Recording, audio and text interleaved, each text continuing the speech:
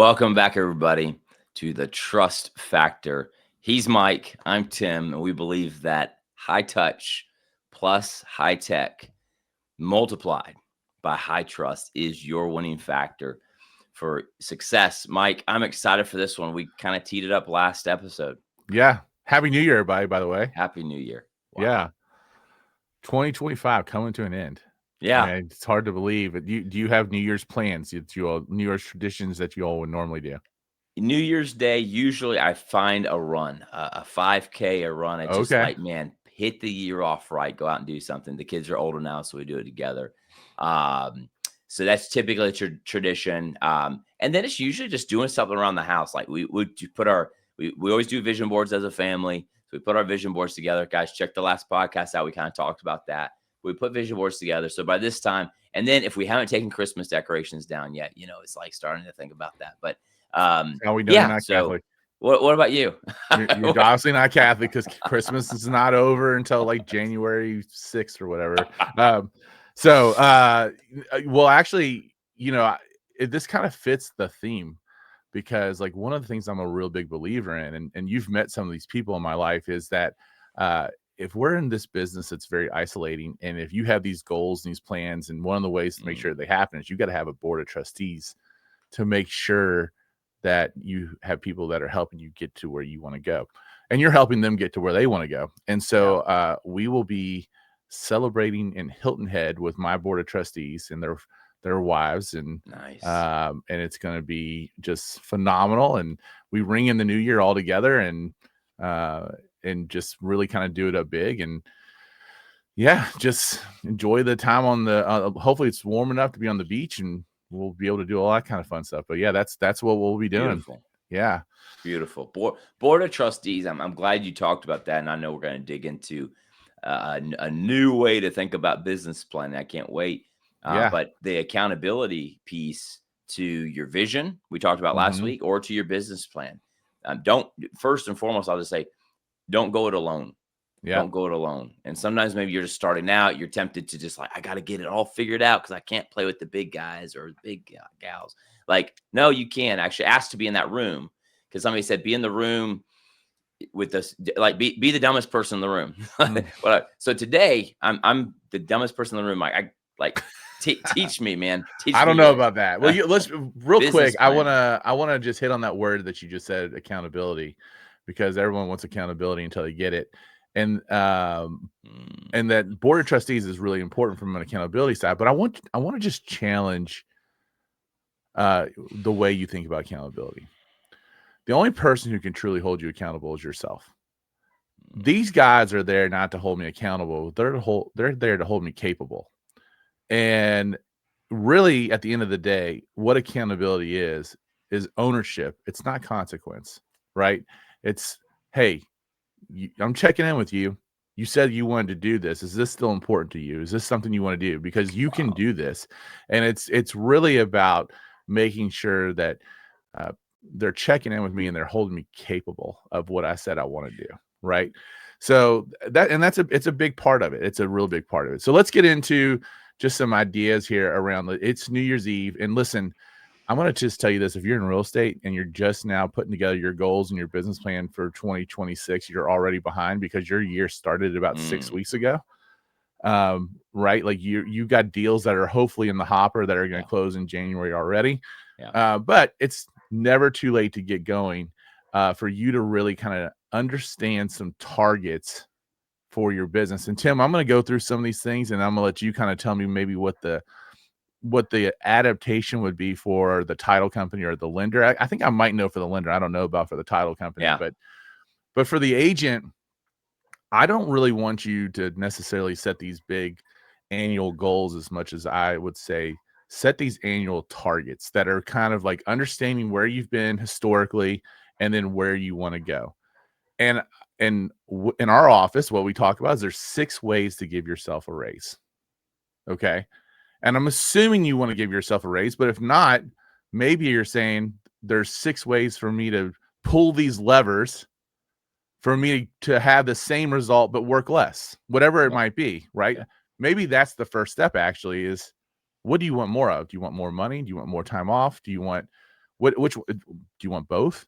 Yeah. Either way, pulling these 6 levers in the real estate space are going to be the way to get there. So what are those 6 levers? Well, how many buyers you want to work with, how many sellers you want to work with. And I'd separate those out because buyers typically take more time.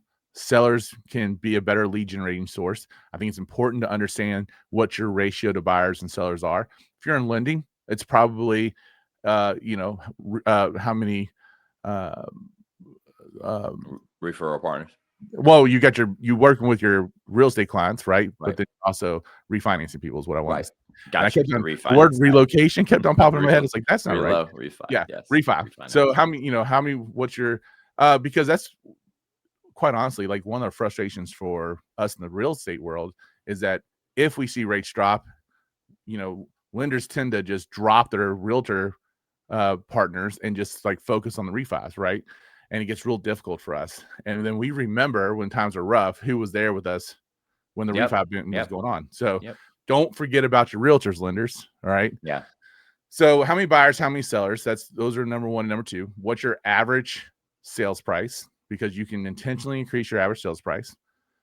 What is your average commission rate? Right? What do you charge? We're not saying that everyone should charge the same thing, but whatever you charge, you should be able to articulate why you charge that and be able to articulate your value. Yep. But then I get down to the last two. And this is how many conversations does it take for you to generate one lead? And then how many leads do you have to generate to have one close? And when you can figure out those levers in particular and kind of get an idea of where you've been. And if you work by referral, this is only, if you're doing internet leads, I think the standard is kind of like 200. You had to go through 200. This is where it gets difficult because we have different definitions of the word lead, I think, in this case, but you have to have, let's just call them inquiries and to keep them kind of in there with the conversations term. You have to have 200 of those to have the one that's going to close, right? Yep. And referrals, you probably need to have 20 conversations to generate one referral, and you probably need to get 3 referrals to have one close. If you don't know your numbers, that's a good place to start, and then you can try to improve off of those numbers. Yep. You're going to use those 6 numbers. I think you can use them, and you can get like what your target, whichever one speaks to you, because it's usually one or the other. People either want to set an income goal or they want to set a transaction goal. But if you have one, you can figure out the other. But then I want to dial it down to what my win the week number is. And my win the week number is going to be how many leads do I need to generate this week for me to achieve that? So, I mean, and quite honestly, it might be 1 or 2. I mean, it could be that low. I got to get 1 lead this week or 2 leads this week. And that's going to give me 100 leads for the year, which will give me my 30 closings, right? Whatever it is, you just need to figure out this is my number for the week. And then you've got to go to work. And the only number that matters for you on a weekly basis is, did I win the week? Did I hit my lead number? So then what I do is we help you define what is your personal business standard going to be. So the personal business standard, in my estimation, has 3 parts. And I'm not going to go deep into these except for one of them. We kind of talked about it the last episode in the vision is, what is your business identity? Who are you? What are you trying to do? What are you trying to accomplish? Then we need to know, what are our business boundaries? Okay. You're helping people make the largest decision, one of the largest decisions they make in their life. Yep. If you are a 24/7 and you're always on, then you're not at your best for that person when they need you to be at their best. You need to have boundaries in your business. And then the third one is like, what are those non-negotiable activities? And the way I explain this, Tim, and then I'm going to let you kind of speak a little bit because I'm sucking the air out of the room. No, man, I'm learning. Is if you were to replace you, if you were to hire someone to do what you're supposed to do, what are the just come up with 5. What are the 5 things that you would judge that employee on? Like, what are the 5 activities that they would need to do? And then you need to look at those 5 activities and be truthful with yourself. Would you hire yourself or would you fire yourself? Or, what would you need to do to be the employee of the month every month? Because we're in this weird space where we're our own boss, but we're also the number one employee, right? And we got to think like a boss sometimes, and we got to think like an employee sometimes. And in this case, because lead generation has got to be something that happens every day, what are those activities that you're going to judge someone by? Yep. And that's your non-negotiable standard to generate your one or two things. That's really where it comes down to, because I'm not a big believer in setting these big annual goals, because typically they don't work. I mean, we're going to have our next live session on January 10th, which is great because January 9th is Quitter's Day. This whole idea of Quitter's Day? Oh, yeah. Yep. Right? And gym to be, yeah. to be just quite honest, annual goals there's no urgency, right? You need to execute.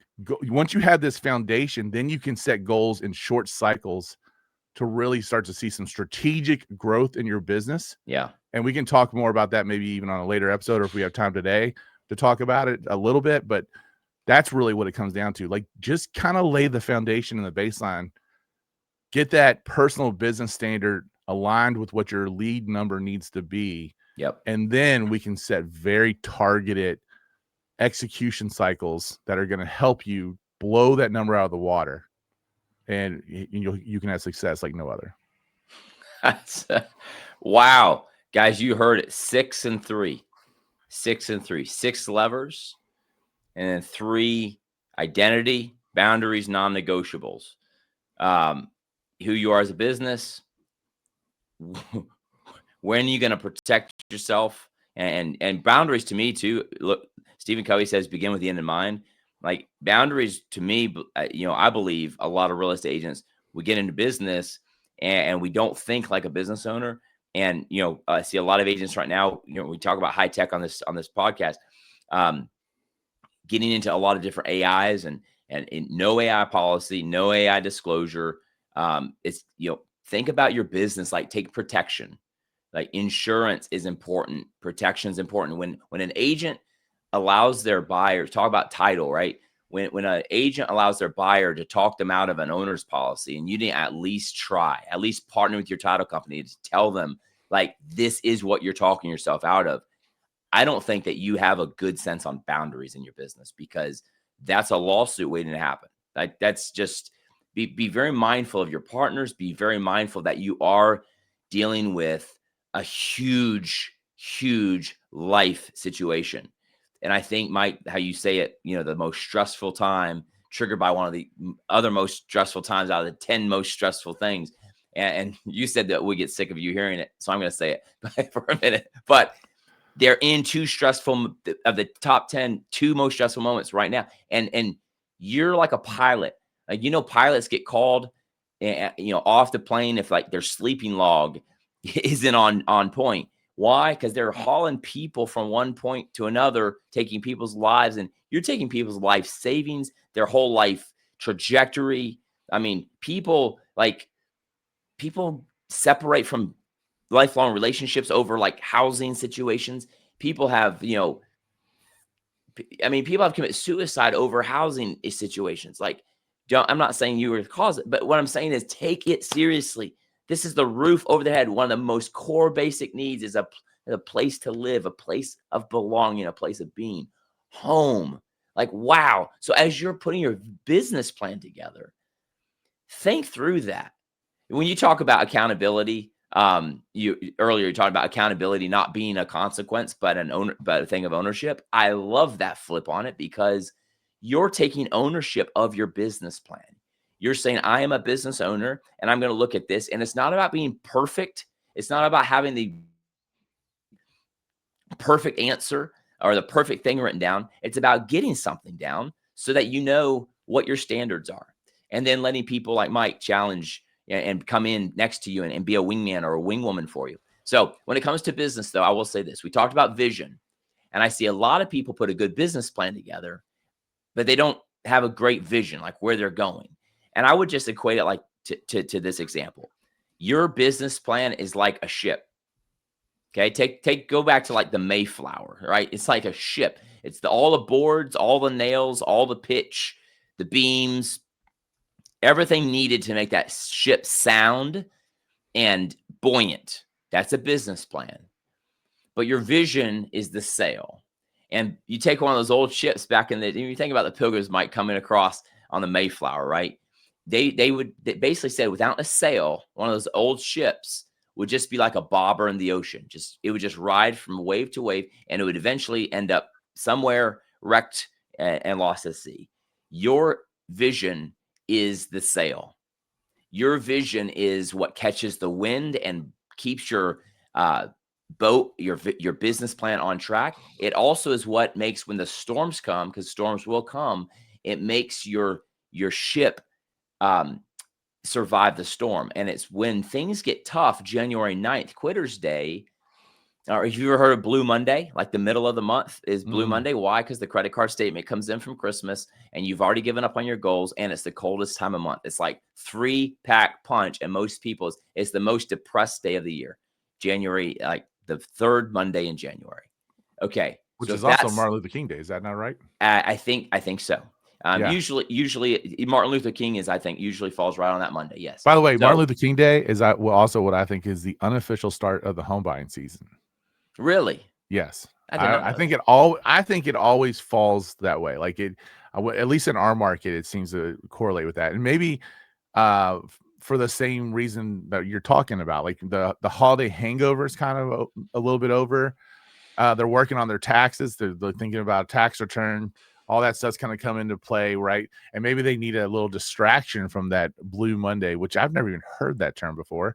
So Blue Monday. I'm too much of a positive person to have the Blue Monday. No, same, right? But it's like the Blue Monday is the reality of so many people. No, it is. And so when I talk about vision, it's like your vision will power you through those moments, right?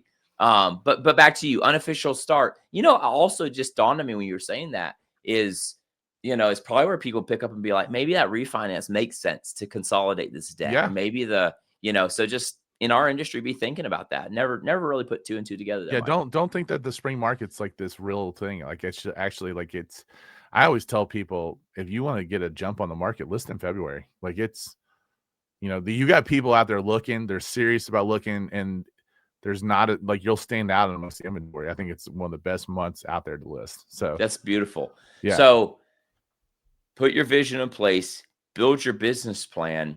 I want to dig just a little deeper, Mike, because on both, on the 6 levers and on the 3, I guess, fundamentals we call the 6 levers you ended with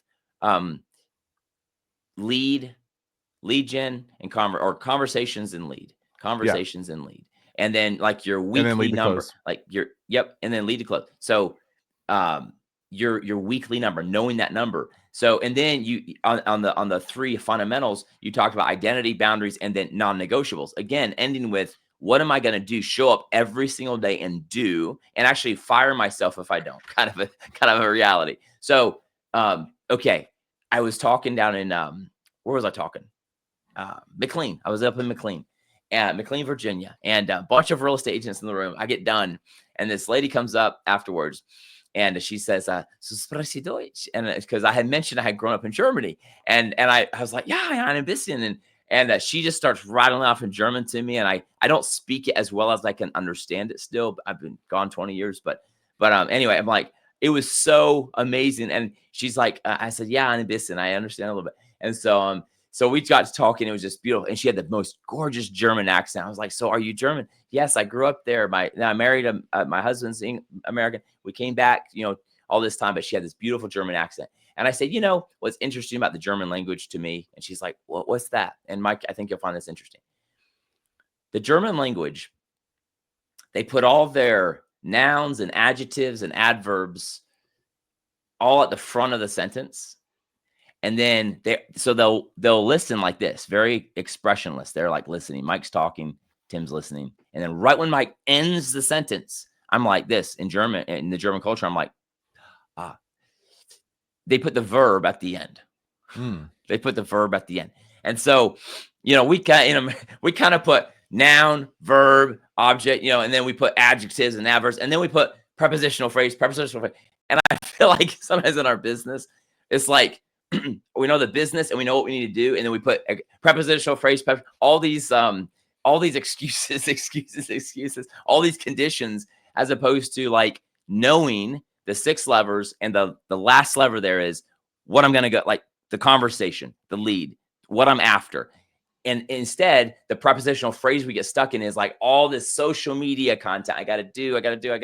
It's like, if you don't know what that's supposed to be driving, you are going to get lost in the social media algorithm chase, in the TikTok feed. You're going to get lost if you don't know your number, like the verb. So I guess unpack what, like lead and non-negotiable, like how important is that?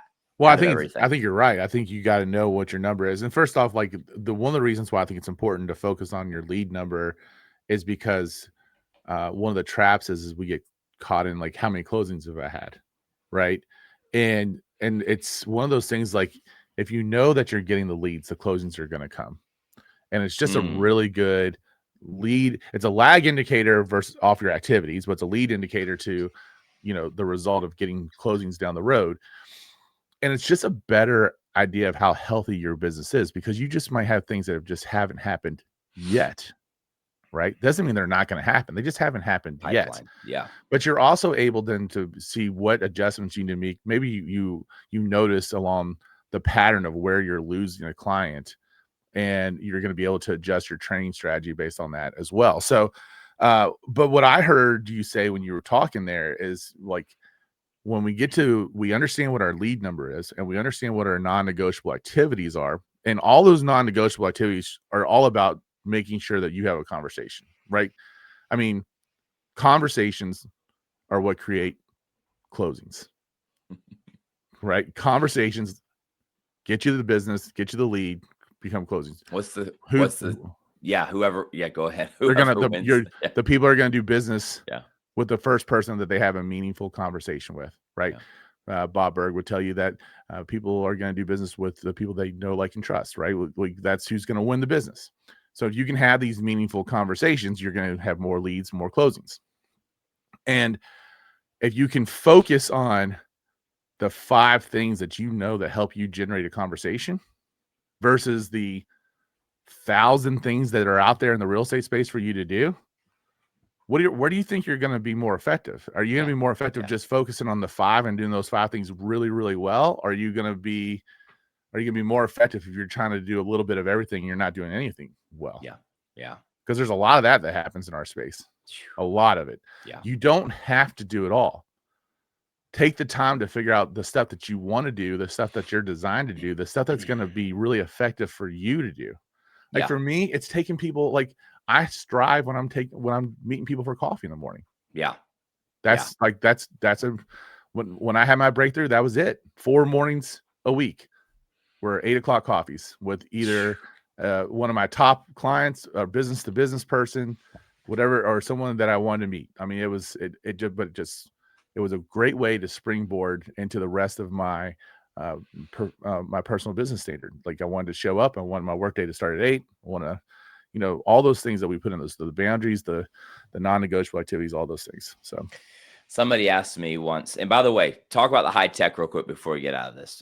We got to. Because AI can absolutely help you. I went in when AI first came out, I went in and threw what I had of a business plan in there. I'm like, where are some gaps in this business plan? So right away, I said, ask me some questions. If you were my business coach, ask me some questions based on my business. So it did. And I was like, wow, I actually had some, I knew I had gaps. I was like, wow, those are some good, I didn't know which gaps I had. I was like, those are some good gaps. But what I also look at this real quick is a bit, leverage AI. Again, you said you like to collaborate with it, but go to it and say, what questions would you ask me? And look at those questions and just go answer those questions in your mind. I would start by dumping Mike's 6 levers and 3 non-negotiables, or 3 fundamentals of identity, boundaries, and non-negotiables in there. And then say, ask me some questions around each of these. And then go through those questions and then deliver me a business plan. Put it all together in an organized format. Because I believe a business plan is not just a piece of paper. It's a promise. It's a promise I'm making to myself, to my customers, to my employees. If you have a team, to my team. It's a promise. And the more congruent my actions are, the more faithful my actions are to that promise, momentum will be inevitable. So how are you using AI though, Mike? Yeah, exactly. Like you just said it. Like, honestly, like, we know that there's a ton of real estate business coaches out there. But if your business coach is only asking you like, you know, how many calls did you do? Blah, blah, blah. And that's all it is an accountability number. Like your AI product can pretty much replace that. And you know what? A lot of people say, well, I can just ignore your AI product. Yeah, but you can ignore your coach too. If you hire a coach, you can, you know, but I actually think that the AI is pretty good about sniffing out the BS meter on there too. Right. So, and you can, depending on how you set up the custom instructions, I mean, you can make it pretty robust. And I, you know, so what I do is just like you said, the prompt is there. It's like, hey, I want you to keep me accountable throughout my business. Ask me some questions about, you know, I want you to act as my personal business coach and ask me these questions. And we go through, we answer all the questions. I give it a couple of my personality profiles and whatever else. And I just have it do a little daily check-in. And then you can go a little bit further, you know, use your Plod device or whatever else you're using to record conversations and drop the conversations that you have so that your business coach can analyze that. Gemini, you know, can also, if you're on the mobile app, can actually, like, you can role play with the AI if you want to do that. I mean, there's all kinds of things that you can do to hone your skills to be more efficient and more effective so that you can stay on track and you can hit your goals. And if you tell your AI system what your goals are, it's going to say, hey, great, you've made great progress towards your goal, or you're a little behind, we got to kick it into gear. Like, it's going to help you through the whole thing. It can be a real powerful tool. Yeah. And use it for collaboration. Get to a walk through the questions, then have it spit it out. And then I would put that in front of somebody who's done it. Like, reach out to a mentor, reach out to somebody. Hey, can we go over this? Or somebody on your team. But build that accountability. And again, not for consequence. They're not coming in to micromanager to give you a slap on the hand for not doing something. It's all about ownership. And it's about having them look into your picture as well. So this has been great. I think can we get some resources on this one, Tim? Yeah. So Mike, I mean, I can give go ahead. I can give the worksheet pages with the 6 levers and the business standard. They're basically a real basic business plan workbook. I can put a link for that into the show notes. Yeah, and then our emails in the show notes too. If you would like this, what I would like to do is shoot us an email. Let us know what you're getting out of the show. But and then I'll deliver I'm happy to send PDF you that way. Yeah, I'm happy. Mike, why don't we build the prompt? Because some of you just heard that, you're like, oh man, like, I would love to prompt AI. How did you guys like break that back down? Just reach out and we'll just send you the prompt. You can copy and paste into your AI. Yeah, I love it. Let's do that. We'll help you with the special instructions that you need to have, and then we'll give you the workbook form, and I would dare say, if your loan officers or your title company or your real estate brokerage is looking to do a big day of planning, or you might be listening to this in June. You're like, we need to get ahead of this, and it's like, November's coming. Well, reach out. Let's book Mike and me, come in, and we'd love to lead your team through this. I'd love to do it. Yeah, I mean, this is one of the things that really gets me going, and like you just said, I start training agents on this stuff in September. There's a lot of agents that want October 1st. They're like, it's Happy New Year. The stuff I'm generating is going to close the next year, so I want that business plan ready to go October 1st. And so, like, that whole last 4 months of the year, these are the conversations I'm having all the time. Powerful. So, yeah. Good stuff. Thank you all for tuning in. Again, as always, if you appreciated this episode, please share it with someone, and subscribe, give us a review, all the fun stuff. And we're going to look forward to celebrating 2026 with you. Yes. And join us for the live, guys, January the 10th. We'll see you then. 9 a.m. Eastern. All right, guys.